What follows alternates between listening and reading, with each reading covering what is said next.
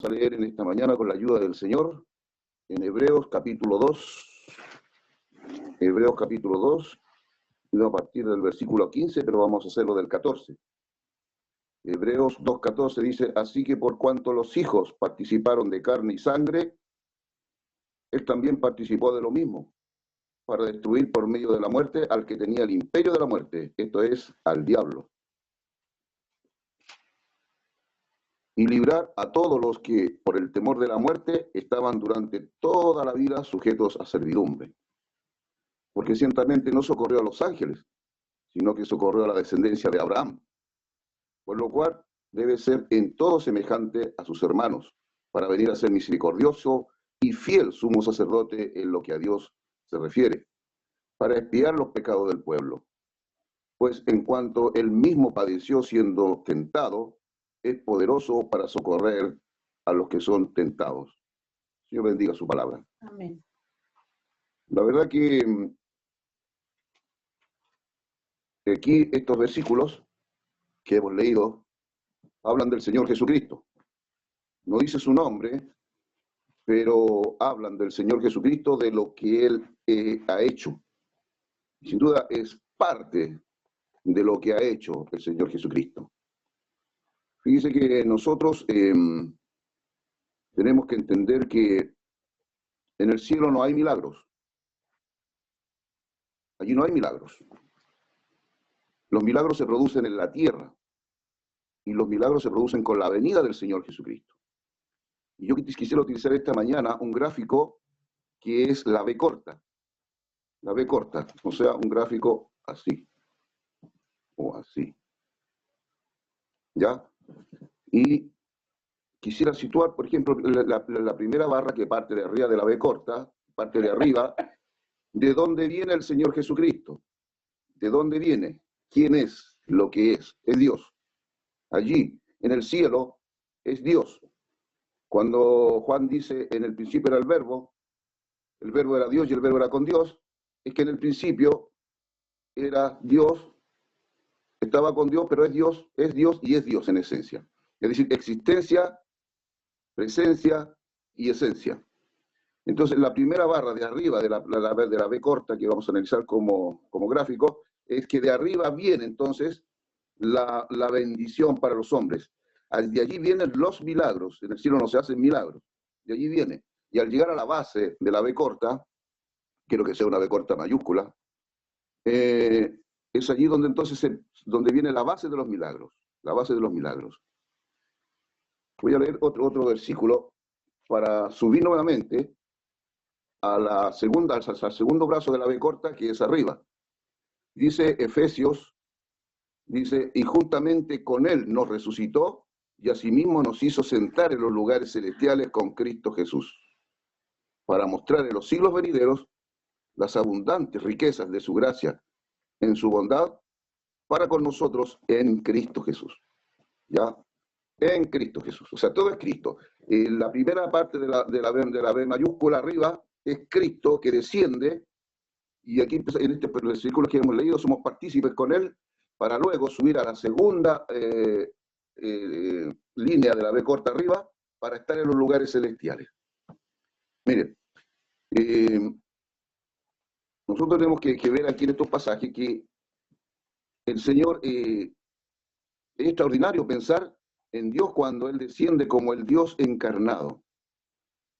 Él desciende y se produce el gran milagro cuando llega a la base de esta B corta. Allí se produce el gran milagro del Dios encarnado. Ese milagro que nos dice que Él nació de una virgen, que hubo intervención del Espíritu Santo que cubrió a María, entonces ella quedó embarazada, intervención divina, es decir, todo es intervención divina en el nacimiento del Señor Jesucristo. Y es allí entonces donde se produce, allí pudiésemos decir que el Hijo de Dios, o que Dios mismo, se convirtió allí cuando María inmediatamente queda embarazada por el poder del Espíritu Santo, se convierte en el Hijo del Hombre. Entonces tenemos dos expresiones. La expresión de el Hijo de Dios ahora es el Hijo del Hombre. ¿Por qué el Hijo de Dios no quedó como el Hijo de Dios? ¿O por qué Dios, cuando el hombre falló, no destruyó inmediatamente al diablo y transformó todo aquel error de Adán en el principio, porque como hemos visto aquí, fíjese que dice, en los primeros versículos dice, así que por cuanto los hijos participaron de carne y sangre, él también participó de lo mismo para destruir por medio de la muerte al que tenía el imperio de la muerte. Entonces, allí está la respuesta. ¿Por qué el hijo de Dios dejó de ser hijo de Dios en un momento y se convirtió en el Hijo del Hombre? Porque Dios quiere destruir y vencer al diablo como el hombre. El hombre fue vencido, fue vencido por el diablo en la tentación, ¿ya? Cuando le dijo que si comiere del árbol del bien y del mal, seréis como él. Entonces, el hombre tenía el bien, pero cuando comió del árbol del bien y del mal, adquirió el mal y inmediatamente se dio cuenta. Él vivió siempre con el bien, pero adquirió el mal y se dio cuenta de que estaba desnudo. Entonces, el primer versículo nos dice esto, que Dios va a vencer en Apocalipsis, viene el Señor Jesucristo allí en Apocalipsis, y en el cielo no deja de ser el Hijo del Hombre, sigue siendo el Hijo del Hombre, porque ese es el que un día va a echar de los cielos y va a enviar al infierno, a las cárceles eternas, al diablo, pero con el hombre, el Hijo del Hombre con el hombre, ¿ya? Dios podría haber vencido al diablo, podría haberlo encarcelado eternamente y se habría evitado, pero como Dios venció al hombre, el hombre deberá vencer al final de los tiempos a Satanás. Luego en los versículos siguientes viene lo que es el temor de la muerte. Y el temor de la muerte dice, por eso es impresionante pensar en que Dios se hizo hombre. Ese es el primer milagro en la tierra. El primer milagro en la tierra es que Dios se hizo hombre, ¿ya? Y todo esto en beneficio del hombre. Dios se hace hombre en beneficio del hombre. Dios se hace hombre, pero ese el Hijo del Hombre es con el poder de Dios para poder ejecutar las maravillas de la segunda creación. En Génesis Dios está creando, pero está diciendo, sea la luz, y fue la luz, la palabra de su poder. Pero en los evangelios, Dios está haciendo la nueva creación. La está haciendo porque la hace en Cristo Jesús. Y allí está Dios, en el Hijo del Hombre está diciendo y haciendo. ¿Por qué? Porque tenemos un problema, la muerte. La muerte. ¿Ya? Por eso aquí dice, y librar a todos los que por el temor de la muerte estaban durante toda la vida sujetos a servidumbre por la muerte. Entonces es extraordinario pensar en que en Dios un día el primer milagro en el nacimiento del Señor Jesucristo como el Hijo de Dios, como el Hijo del Hombre. Entonces, y esto tenía una condición. Tenía una condición. La condición era para salvar al hombre. Esta humanidad era necesaria para los efectos de una muerte vicaria en la obra de la cruz. Hemos de notar que no solo la humanidad participa en la obra de la cruz. Las Escrituras declaran que el Dios Todopoderoso, hombre, se entregó, se ofreció a sí mismo, lo que indica que ofrendó el valor total de su ser, indivisible, indivisible. Todo horizonte, nosotros tenemos que pensar que todo horizonte humano se limita y se cierra al temor de la muerte. Al temor. Si hay algo a que le teme el ser humano es a la muerte. Todo hombre le teme a la muerte, pero el hombre no sabe que hay otra muerte. Entonces todo horizonte humano se limita y se cierra por el temor de la muerte y pone fin a la pobre existencia de nosotros los pecadores en esta tierra. Pero mucho más grave es el temor de la muerte espiritual, o sea, el estado eterno de separación de Dios. Es a esa necesidad que viene a atender el Señor Jesucristo. ¿Ya? Entonces, la vida eterna surge de la unión del Dios Todopoderoso con la forma de hombre para salvar al hombre. Y esta es la cruz es desde la cruz donde resplandece toda la esperanza para el ser humano separado de Dios y perdido. El primer milagro se produjo entonces en el nacimiento, se produce en la tierra del Señor Jesucristo. Entonces, cuando nosotros recordamos al Señor Jesucristo, tenemos que entender que es toda la herencia maravillosa y profunda de lo que el Señor Jesucristo hizo en la cruz, para que nosotros le recordemos. ¿Qué hace el libro de Hebreos? El libro de Hebreos resalta la obra de Cristo, resalta la obra de Cristo, resalta el poder, la soberanía, la magnificencia de la persona del Señor Jesucristo en el sacrificio y en su resurrección. ¿Qué debiera hacer el creyente? Ser como el libro de Hebreos, resaltar al Señor Jesucristo, resaltar al Señor Jesucristo en toda su grandeza, en todo su esplendor, en toda su vida entregada. ¿Qué hacen los evangelios? Los evangelios resaltan la salvación del Señor Jesucristo. ¿Qué debiera hacer el creyente? Resaltar la salvación del Señor Jesucristo. Y así, cada libro del Nuevo Testamento es partícipe, debía ser partícipe de la vida del creyente, de resaltarlo. ¿Qué hacen las cartas? Son un ministerio de uno que ya ha sido regenerado, que ha sido reconciliado, que ha sido lavado por la sangre del Señor Jesucristo. Por lo tanto, el creyente debe ser un ministerio en la iglesia. El creyente no puede dar un ministerio a los pecadores porque no van a entender. Debe ser de salvación, debe ser de resaltación, como el libro de Hebreos y como los evangelios. Entonces, fíjense, hoy en día, a veces nosotros estamos tan cerca de la cruz, pero tan lejos de Cristo, tan lejos de Cristo. Cuando Dios creó al hombre, cuando Dios hizo al hombre, le dio una pequeña fracción espiritual, por decirlo así, si me permito con referencia, una pequeña... Dios sabía que el ser humano iba a pecar y que se iba a alejar de él y que le iba a fallar, porque el diablo lo venció. Entonces le dio una pequeña, por decirlo así, una pequeña fracción de espiritualidad, porque él sabía que más adelante iba a tener que volver a conectarse con este ser humano pecador que se alejaría de él. Entonces, ¿por qué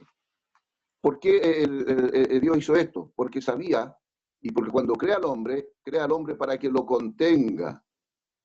Pero el hombre no podía contener a Dios en el alma y tampoco en el cuerpo. Tenía que contenerlo en el espíritu. Por eso es que dice que nosotros somos vasos, que contenemos a Dios.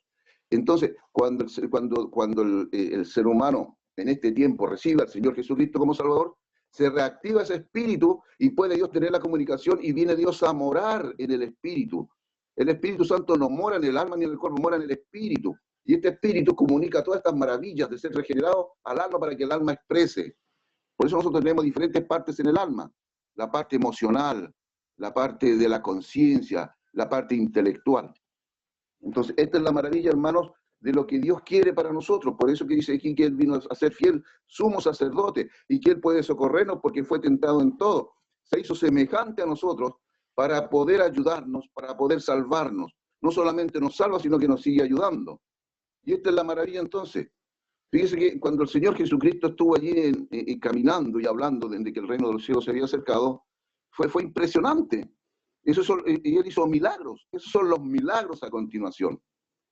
Nosotros encontramos en la vida de Jesucristo milagros impresionantes. Si nosotros nos impactamos frente a un hombre que ha sido resucitado después de 3 días muerto, si nos impresionaba un paralítico que lleva muchos años allí postrado, pero hay el último milagro que hace el Señor en la tierra es el milagro de su muerte y resurrección, ¿ya? Las manos de los pecadores hirieron mortalmente al Señor en su cuerpo, lo hirieron mortalmente, los latigazos, los golpes, la corona de espinas, la lanza que atravesó su costado, si bien es cierto ya estaba el Señor muerto, pero fue eso. Las piedras verbales rompían su alma. Esa era la misión del Señor, salvarnos, pero de esta manera para que nosotros podamos entonces, un día de que estando arriba el Señor descendió a la base de esta B corta y después nos lleva a los lugares celestiales, como lo digo en Efesios, y como decía Michael, ese es el deseo del Señor. Michael decía, voy pues a preparar lugar para vosotros. ¿Para qué? ¿Para dejarnos aquí? Y nos salvó y arréglense a muchachos como puedan. No, el deseo precioso del corazón del Señor es para que donde yo estoy, vosotros también estéis, decía Marco. Ese es el deseo del corazón. Es como cuando el Señor dice, ay, cuánto he deseado comer con vosotros esta Pascua antes que padezca. Era la última reunión de amor, era la última reunión en que el Señor les manifestaba todo su amor en forma personal. Entonces el deseo del Señor es llevarnos a nosotros allá a donde Él está. Entonces fíjense que el Señor nos anima. El Señor nos restaura si hemos pecado. Porque Él nos quiere allá, pero nos quiere que vivamos aquí de una manera gozosa, con las promesas que hemos escuchado, que él, la promesa más grande que Él vendrá. ¿Ya? El Señor anima a Pedro, anima a Pedro. Bienaventurado eres, Pedro, porque no te lo reveló carne ni sangre. Cuando el Señor nos pregunta a nosotros y nosotros respondemos bien, bienaventurados somos, nos anima.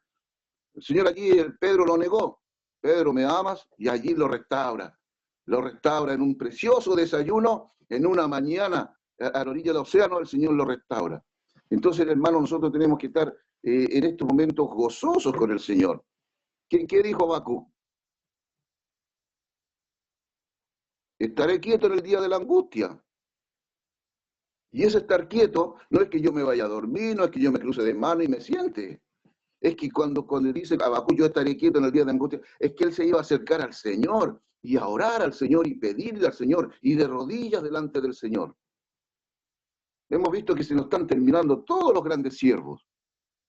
Hemos visto que ya no nos quedan grandes hombres, misioneros, pastores, diáconos. No nos quedan grandes hombres. Ayer murió ya un gran hombre. Y ya han muerto y muchos misioneros. Y ¿sabe? Nadie se levanta en el pueblo. No vemos que se levanten generaciones en esta generación. No vemos hombres poderosos que se levanten con deseos de ser misioneros, con deseos de ser grandes pastores, de ejercitar el don que Dios les ha dado. Parece que hoy nadie busca su don. No buscamos el don que Dios nos ha puesto. Entonces, cuando nosotros pensamos en esto, tenemos que decir, ¿qué querrá el Señor en esta época de pandemia? Y muchos de los creyentes estamos como ya estresados, ya estamos como desesperados de vivir tan juntos allí, encerrados.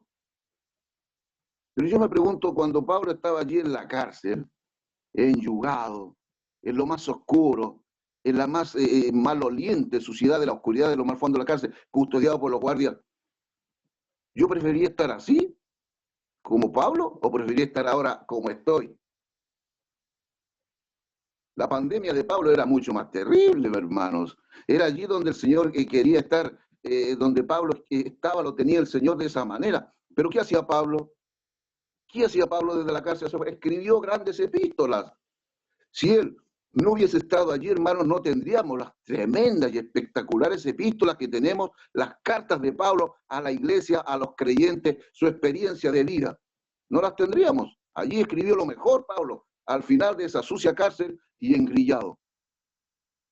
Nosotros hoy podemos tomar un lápiz, hermanos, sentarnos en una mesa y poder estudiar tranquilo y poder escribir a los hermanos y poder hablar a los hermanos. Tenemos mucho que hacer, hermanos. Tenemos mucho que hacer. Pensemos en qué, Señor, ¿qué quieres que haga yo en esta condición de esta pandemia? Señor, ¿qué quieres que haga yo con esta situación en la cual tú me has puesto? Tenemos que pensar en esa esperanza. Voy pues a preparar lugar para vosotros. El Señor nos tiene con algún objetivo, tiene el Señor para con nosotros. Como decimos, se nos están yendo los grandes siervos.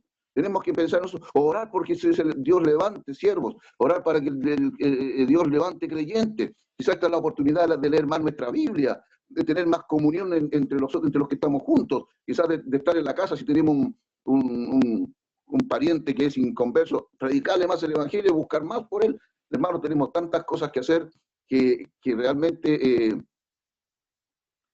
tenemos que estar más cerca de Cristo. El otro día leía a un creyente que escribió eso que yo pronunciaba ya. Estamos tan cerca de la cruz y tan lejos de Cristo. ¿Sabe? Aquellos que estaban cerca de la cruz mataron al Señor Jesucristo. Aquellos que estaban cerca de Cristo ahora estaban lejos. Nosotros tenemos que estar cerca del Señor Jesucristo. Tenemos hoy más que nunca, hermanos, estar junto a Él. Estaré quieto en el día de la angustia, decía Habacuc. Pero ese tiempo de estar quieto es lo que nos pasa a nosotros hoy en día. Estamos en angustia, ¿cierto? Se nos mueren familiares, se nos mueren los grandes hombres. Pero tenemos que estar cerca del Señor, muy cerca del Señor. Ya nosotros hemos quedado más cerca del Señor y lejos de la cruz. Hoy el creyente tenemos uno que ha resucitado y está ahora entonces al final de esa B corta que tenemos, está arriba en los cielos, a la diestra de Dios. Fíjese que en el segundo segmento de esta B corta que sube está al lado derecho. Está al lado derecho. Y es allí donde está el Señor Jesucristo, a la derecha de Dios, y nos está esperando. Y tenemos uno que interviene por nosotros, y tenemos un Dios que nos cuida. Hermanos, animémonos, animémonos, porque se nos están muriendo los grandes siervos, y no vemos que se levantan grandes siervos. Y eso sí que es tristeza. Eso es tristeza. ¿Qué será de la iglesia el día de mañana? ¿Qué será de los sucesores? No hay sucesores hoy como en el Antiguo Testamento, que los grandes sucesores aprendían de sus maestros y le imitaban y morían por ellos. Hermanos, tenemos mucho que hacer todavía. Si bien es cierto, estamos encerrados en casa, pero tenemos mucho que hacer, mucho que hablarle a Dios, mucho que escribir de Dios, mucho que aprender de estos hombres que hoy día se nos han muerto y que hicieron mucho en la obra de Dios. Tenemos a don Jaime Martín, otro gran hombre. Se nos va a morir. Se nos va a morir y esto debe llamar la atención a nosotros. Oh, se nos están muriendo los grandes hombres y nosotros ¿qué? ¿Qué estamos haciendo? ¿Qué estamos haciendo? ¿Estamos compartiendo más? ¿Estamos entrenándonos más? Mire, si este medio de comunicación es bueno, es bueno. Yo jamás habría conocido hermanos que he conocido hoy en día. Jamás habría escuchado ministerios que los que he escuchado hoy día. Porque estábamos metidos en un local y allí nos dábamos vueltas de la casa al local, del local a la casa. Y no hemos escuchado grandes siervos, yo no los habría conocido, no los habría escuchado, no habría aprendido de ellos. Entonces hay un objetivo, hermanos. Quizás Dios nos dice, prepárense, prepárense. Los voy a tener un año encerrado en sus casas, prepárense, porque cuando los saque de ahí, van a salir al desierto y van a tener que soportar, y hay una misión, van a aprender a ocupar el tiempo que perdieron. Yo el primero, hermano, yo el primero.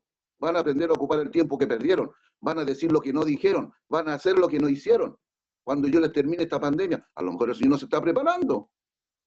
Oremos al Señor, ¿qué quiere que yo haga, Señor? Quizás a algunos de nosotros nos faltaba Biblia, tenemos oportunidad de leer más la Biblia. Quizás nos faltaba escuchar más a grandes siervos como los que hemos escuchado, los hemos escuchado. Dios tiene un propósito, hermano, animémonos, porque quizás cuando termine esto y nuestras puertas de nuestra casa se abran, vamos a tener que salir. ¿Qué hizo el Señor? Allá han hecho los apóstoles cuando estaban todos reunidos y ahí juntos, y produjo esa gran persecución. Tuvieron que salir todos a predicar el Evangelio y iban por la ciudad predicando el Evangelio. A lo mejor es lo que el Señor está preparando para eso. Cuando salgamos de casa, hoy hemos meditado. Yo digo, ¿cuánto tiempo perdí yo? ¿Cuánto tiempo me quedé en casa los días domingos? En vez de haber almorzado y haber salido inmediatamente al local y haber reunido a los hermanos, haber orado y salir toda la tarde a predicar el Evangelio. Y el día sábado, toda la tarde el Evangelio.